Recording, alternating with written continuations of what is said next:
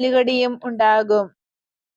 അബ്രഹാമിന്റെ മക്കൾക്ക് തുല്യമായ സ്ഥാനം പുറജാതികൾക്കും ലഭിക്കുമെന്നാണോ അവിടുന്ന് മുൻകൂട്ടി പറയുന്നത്? തുല്യമായ സ്ഥാനമെന്നല്ല, അതിലും ഉയർന്ന സ്ഥാനം എന്നാണ് ഞാൻ പറയുന്നത്. നിങ്ങളുടെ തന്നെ കുറ്റം കൊണ്ടാണ് ഇങ്ങനെ സംഭവിച്ചതെന്ന് ഖേദിക്കുവാൻ മാത്രമേ നിങ്ങൾക്ക് കഴിയൂ. ഇത് ഞാനല്ല, പ്രവാചകന്മാരാണ് പറഞ്ഞിട്ടുള്ളത്. അടയാളങ്ങൾ ഇപ്പോൾ തന്നെ അത് ഉറപ്പിക്കുകയും ചെയ്യുന്നു.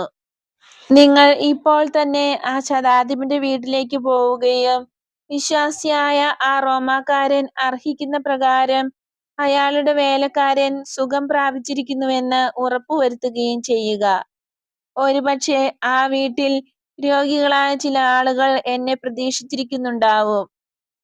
കഫർനാമിലെത്തിയാൽ ഈശോ താമസിക്കാറുള്ള വീട്ടിലേക്ക് അവിടുന്നും അപ്പൊസ്തലന്മാരും മറ്റു ചിലരും കൂടി പുറപ്പെട്ടു.